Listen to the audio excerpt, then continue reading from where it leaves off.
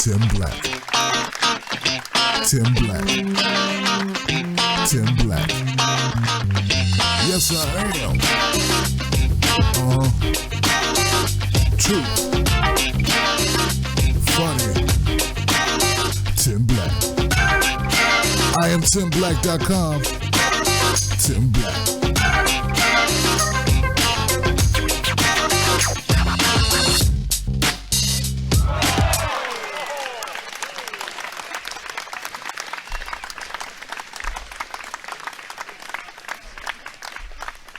All right, guys, how you doing? It's your man, Tim Black. This is a live recording of a few news updates. So these will be going on the YouTube channel briefly, but I figured I'd go ahead and do them live. And what the heck? If you haven't had a chance to catch the news yet, maybe you'll find them interesting. How about that? How about we do that? All right. All right, so let me get the image up. Before I get going, Tim, slow down. Slow down, Tim Black. All right.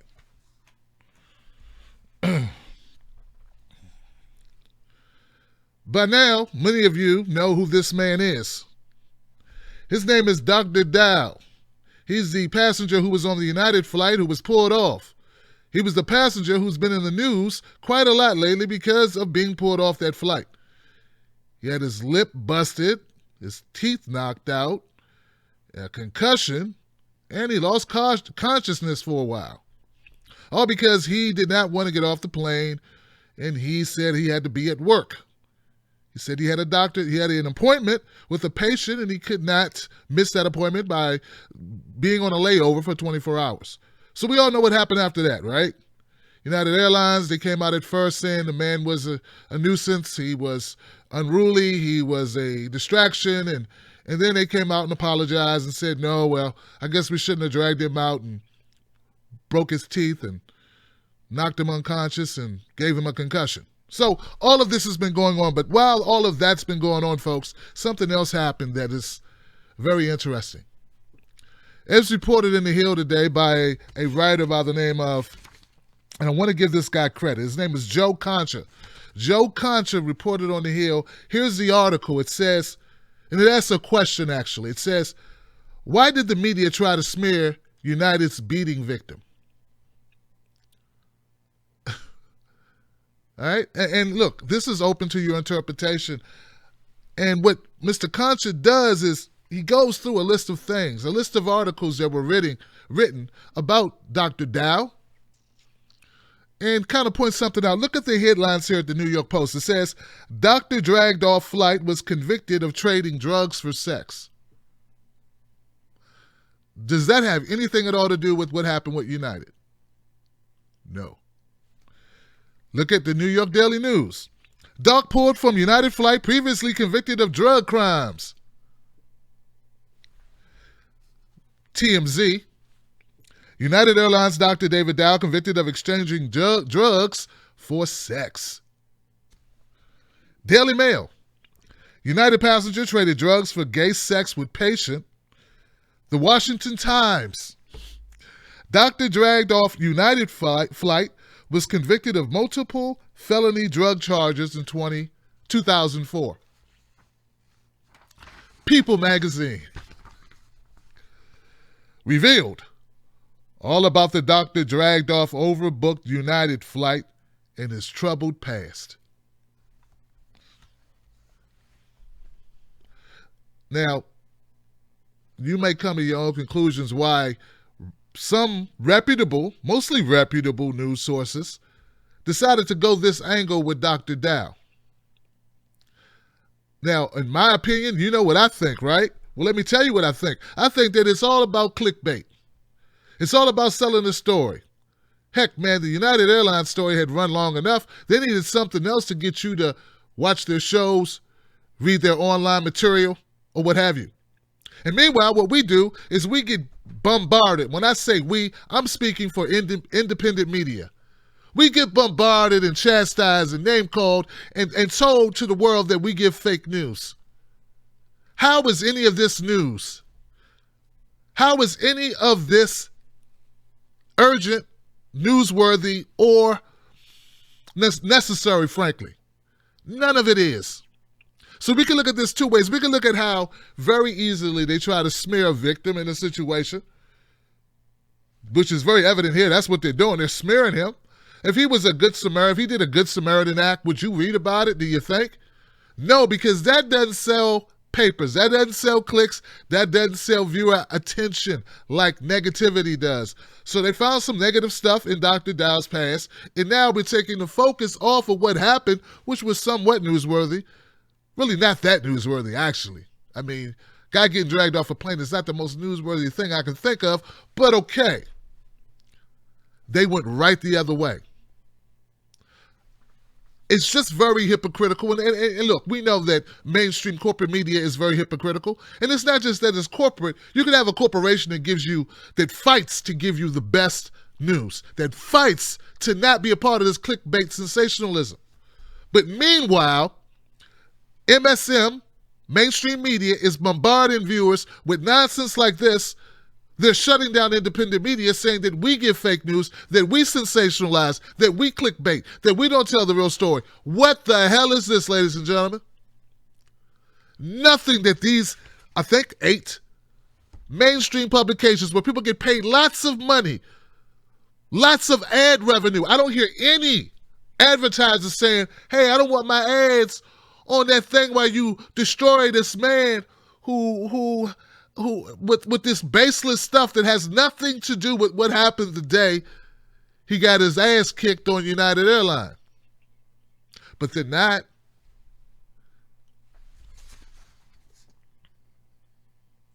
The backstory got plenty of retweets and plenty of clicks. Same thing happened with Ken Bone. Remember Ken Bone, the guy who asked a question at a town hall? He had 15 minutes of fame. And then what happened? They went through his past and they found stuff to continue the conversation with. Oh, he made a comment about whose butt? Someone's butt. He made a comment about a butt. I don't know.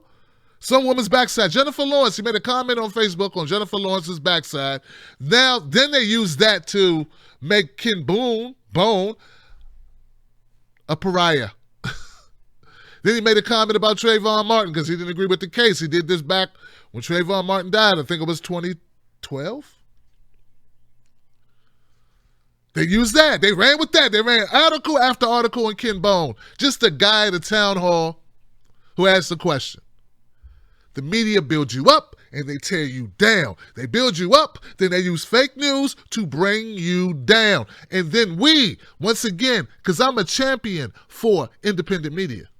I don't care who you watch, right? Whether you want to watch whomever, the Humanist Report, my friend Mike Figueredo, or H.A. Goodman, or if you want to watch Debbie Lusignan or Kyle Kalinske or Anoa Chango or Benjamin Dixon. I don't care who you watch. Stetson Hexenhammer 666. It doesn't matter.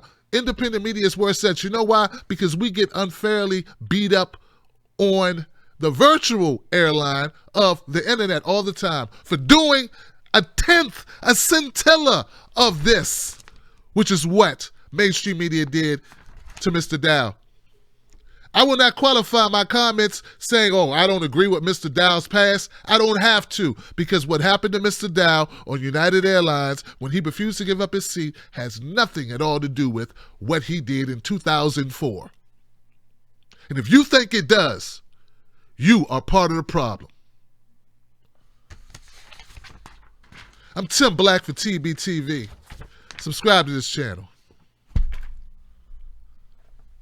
Thank you, guys.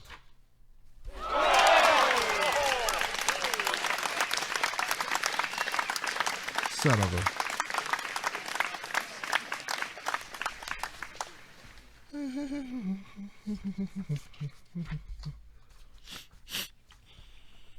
I'm pissed off now, guys. You know that, right? So this is going to be a lot of passion in these next stories. But I'm going to save my best for last because I'm already pissed off about it just thinking about doing it. All right.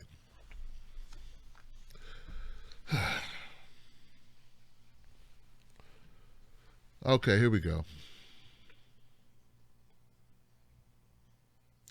CIA's Pompeo rips WikiLeaks as a hostile intelligence service abetted by Russia.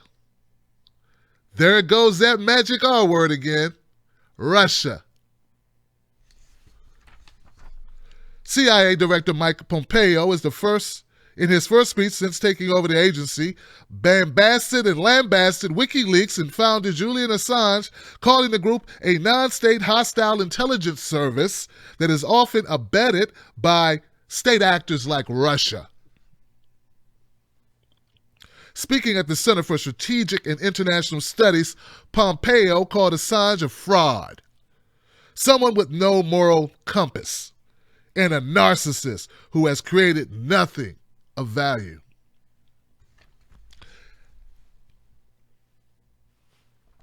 Nothing of value.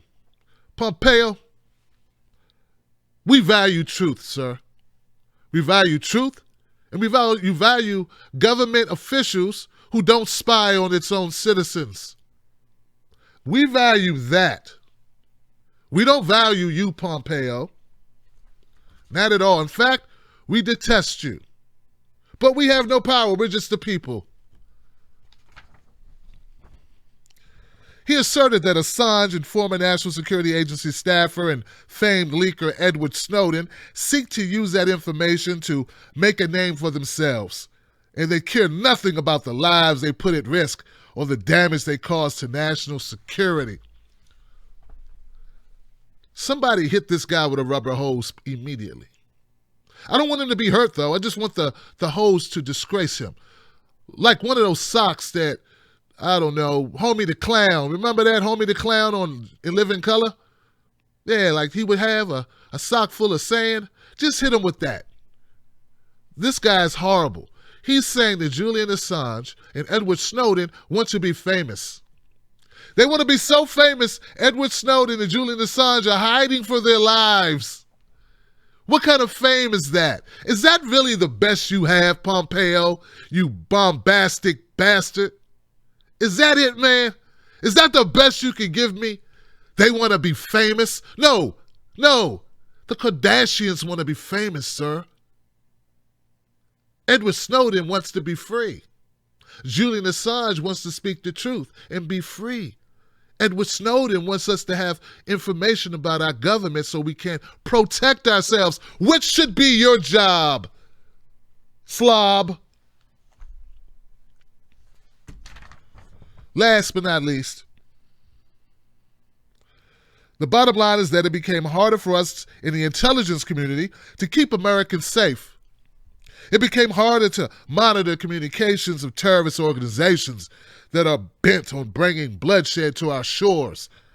Snowden's disclosures help these groups find ways to hide themselves in the crowded digital forest. No, what you mean, Pompeo, is your actions, your secrecy, your convoluted ways of manipulating the intelligence apparatus and using it unlegally or illegally against your own people has created a cloud of distrust across your agency. Hence, you even having a job. See, Pompeo, it's not Snowden or Assange who has brought your name to shame or the name of your agency to shame. It is your actions. It is the light, because roaches hate light. If you want to blame someone, Pompeo, blame the actions of your organization and your agency. And I don't care if you have a problem with us knowing the truth. We need to know the truth, sir. And the truth is, you're not a patriot. I don't think you know what that word means.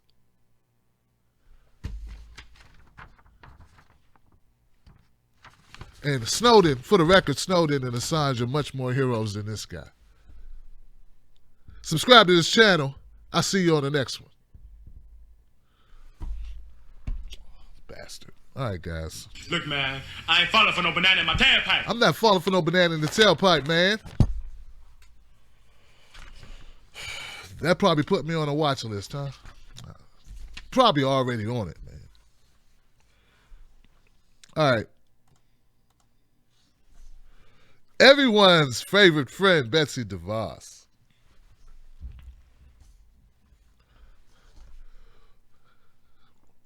Remember when I told you I had a bad feeling about Betsy DeVos? Here's why. Betsy DeVos continued her assault on education by dismantling any protections for loan borrowers. Her memorandum, Student Loan Service Recomplete, effectively erases the Obama administration's 2016 reforms on federal student loans in just 4 paragraphs. Prior to 2016, the student loan providers that were contacted or contracted with the Department of Education and managed by the Federal Student Aid Office operated with little to no oversight. Providers were raking up thousands of complaints regarding their loan providers and managers. Grievances usually centered around fines, being able to obtain information from the lender, how payments were handled, receiving the wrong or misleading information, bad customer service, and harassing phone calls. These poor lender practices were contributing to a high number of defaults as they refused to work with borrowers. The Obama administration recognized the need for minor reforms. So they implemented what would help protect borrowers and in turn assist lenders in reoccupying their money or getting their money back. So if you treat people better and if you follow certain guidelines in the way that you govern the student loan situation, this would enable people to pay back better and would just be better for the customer, which would be the borrower, and the lender. There's like four or five, 6 things that they required here. Requiring the Federal Student Aid Office to continue evaluate lenders that contract with the Department of Education to make sure they're meeting borrowers' needs. So Obama put the onus on the lenders to make sure that they were meeting criteria. 2, providing economic incentives for those lenders with high performance evaluations. Contact the lenders. Hey, how'd you like your, contact the borrowers. Hey, how'd you like your interaction with your lender? Oh, good. Okay, great. Let's incentivize that. 3, creating a system so that borrowers could find and understand all lender information on one website. Yeah, instead of people running all over the place trying to find out what the status of their loan is, go one place, get one answer. Number 4, maintain a quality assurance program so that borrowers could trust the lenders contracting with the Department of Education meets certain requirements. There you go. Quality assurance is great. We like that. We like to know who we're borrowing with. Let's go with people with a higher rating system, sort of like Yelp, sort of like any of the many other, ranking systems that are available on the internet. 5, requiring timely and accurate response from lenders. That's right. If I send you a letter asking a question, or if you're supposed to get back to me in 3 days, you should get back to me in 3 days or whatever it is. And number 6, providing a feedback system for borrowers to report complaints, positive interactions, and suspicious activity by lenders. Now, these are all the things that the Obama administration laid out to try to make life better for you. Because you, if you're watching this video, you're probably not a lender, you're a borrower. And since it's your money and your future and your credit rating and your life and your household and your children, maybe we should champion for that. Well, listen to what Betsy DeVos did. You know, the champion for the people she is. DeVos memo erases all these basic common sense rules for lenders. Even lenders contracted with the Department of Education can return to their old ways of harassing borrowers, misplacing payments, excessive fines, not answering borrowers' questions, and misleading and confusing their clients. Her reasoning for all this abrupt turn was simply that the new rules were not working. No evidence of why it was done. Looks fine to me. We don't know why you would want people to be able to know how much they owe by going to a website. We don't know why you would want a rating system on the lenders. You're the one borrowing money, so we should rate you. All 5, 10 million of you, to see if we want to lend to you.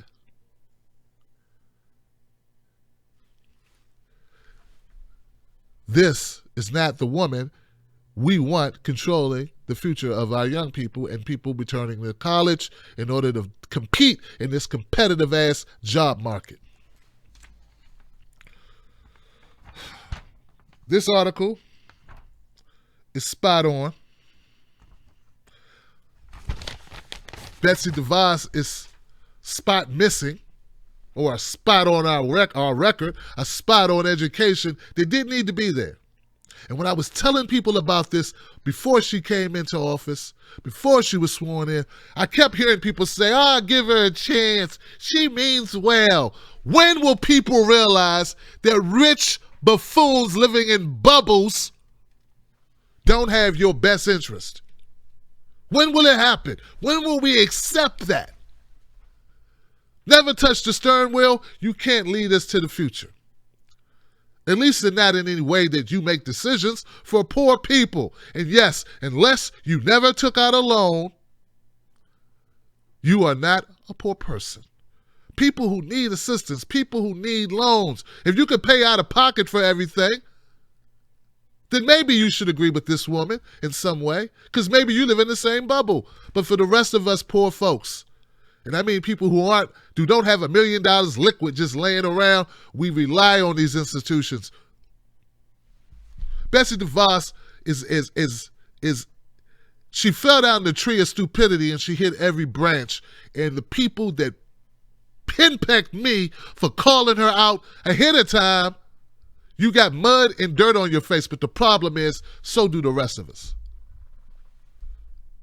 Thanks a lot. Oh, God. Look, man, I ain't falling for no banana in my tailpipe. All right. Gracious. I cannot stand that.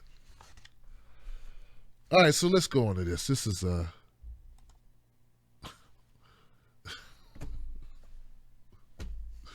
I love this picture. My head in the way? All right.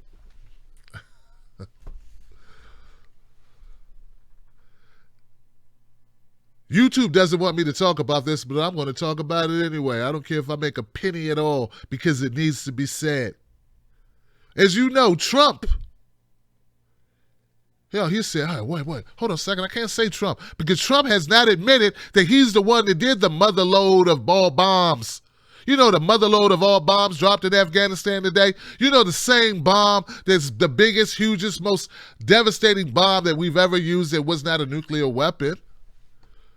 Trump says, hey, he won't admit whether he's the one who gave the green light to go. Does that sound like leadership, Trump supporters? No, it doesn't. The United States on Thursday dropped the most powerful non-nuclear bomb in its military arsenal for the first time in history. But President Donald Trump declined to say whether he personally signed off on the GBU 43/B MOAB, or better known as the mother of all bombs. Here's what he said, and tell me if this doesn't sound like a politician. Everybody knows exactly what happens. So what I do is I authorize our military. We have given them total authorization.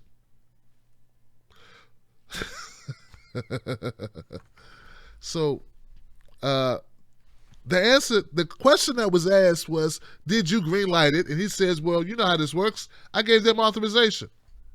They have total authorization. So does that mean you gave them total authorization to drop bombs, or you gave them total authorization to go ahead and drop this bomb? Like, what are you trying to say? And what Trump is doing is he's sort of hedging a little bit, trying to, stay out of the line of fire. He's doing what typical politicians do. And as a friend of mine on Twitter said, Tim, a lot of us Trump supporters don't agree with this. Yeah, only like 30% of Republican supporters, or Trump supporters, I should say, agree with what happened today or what the actions that Trump is taking internationally. So here's the thing, guys. I'm going to need the other 30% of you, the 30% of you who agree with Trump, to come into the light and realize that we do not make peace by making war. We have to agree on that. Now, my understanding is that a Green Beret was shot down in Afghanistan recently. This was the reason for the escalation. I would like Trump to at least be able to come out and say that. But does that necessitate dropping the MOAB on the PEOPLE? And I understand that the bomb has devastated a number of Kurds, which are allies to the United States. So I'm trying to understand how this makes us safer. How does the perpetual entanglement in the Middle East make any of you safer? And as my Twitter friend said, Tim Black, we want him to make America great again, not make America war again. I said, you know what? I'm using that on YouTube. So to you, sir, you know who you are. Thank you for that comment. But the reality is, did the rest of you vote for this shit? Excuse my language. Let's get to it. I mean, it's already not going to make a penny. Why not spin and drop some flaring fucking filth? Listen, if you want war, you could have went with Hillary. That's what she does. I thought you chose Trump because he didn't want war. But every time it turns around, it seems that every time there's an opportunity to go to war, this guy's dropping something. He's becoming bomb Iran. He's becoming little John McCain. He's becoming Lindsey Graham. Slam. I thought you wanted to repress minorities and kick out Mexicans and Muslims. You know, stuff I'm used to you wanted. Oh, but you want war too? I didn't know. Well, looks like you got what you paid for. You got a slick talking now, political speaking jackass who's also sucks on social policies. So his social policies suck and his international policies suck. I don't see how you get peace out of war. I just don't. I was under the impression that your president wanted to pull us out of these situations. And instead, in order to back people up off him, to shut up the media, in order to appease whoever what's going on in the White House, or I don't even know what to believe, or order to I don't know, appease his daughter, he's willing to do anything. And once again, I don't know what this has to do with giving us more jobs, unless we're talking about his rich buddies who own these private, I don't know, contracting with the DOD or the DO or whatever, DHS or whatever. Maybe that's what he meant about creating more jobs. Create more jobs for people like him. And when I say jobs, I just mean profits. Let me know what you think about Trump's latest drop the bomb on him. I mean, and let me know honestly, is this what you put in for? I know it's not what I put in for because I didn't put in for him. But if you did vote for him, I'd like to know what you think. You know, after you finish cussing me out for telling the truth about this guy. All right, guys, thank you so much for tuning into the News Wrap 413, Tim Black TV. Support this channel. I appreciate you. Go to timblacktv.com and also email me at tim@timblacktv.com to, I don't know, let me know what stories to cover. Thank you for being Patreons of this channel and keeping this channel afloat. Shout out to Momo Pineda for all that you do, sir. I appreciate you and all of my people out there. And just a FYI, guys, Facebook hit me again. They hit me again, so I couldn't post yesterday. So that's why I didn't do any live streams there. And that's why this stream, frankly, isn't on Facebook right now, because Facebook is a toilet. And we're working together, brightpathmedia.net. We're working together to develop our own platform so we don't have these problems. So please help Tim Black become as big as Jimmy Dore and Kyle Kalinske. Because if I was, I would create my own platform faster. That's the way forward, guys. That's the way forward. I think I'm pretty good. Think I'm okay? All right, I'll see you on the next one. And don't forget, tonight, 9 p.m. Eastern Standard Time, I'm going to have my friend Josh Fox in the house. Give it up. Josh Fox in the house. Josh Fox will be here, and we will be talking about all things current events, and then we will talk about his new movie that is, from looking at the trailer and looking at the comments, the reviews, looks like a damn good movie, so I hope you guys tune in for that. I'll see you on the next one. Peace. Oh, shout out H.A. Goodman, who got retweeted by WikiLeaks yesterday. Congratulations, my brother. Keep up the good work. Tim Black. Tim Black. Tim Black. Yes, I am. Shout out to Snork Y2K, Roger S.A., Jake Smith, Deborah Wilson, Metalhead, Shelly Elizabeth. Thank you, Shelly. Shelly says I'm one of the best. Thank you, Shelly. I try my best. I work my butt off. Believe it. There is no butt back there. It's been worked off. I'll see you guys later.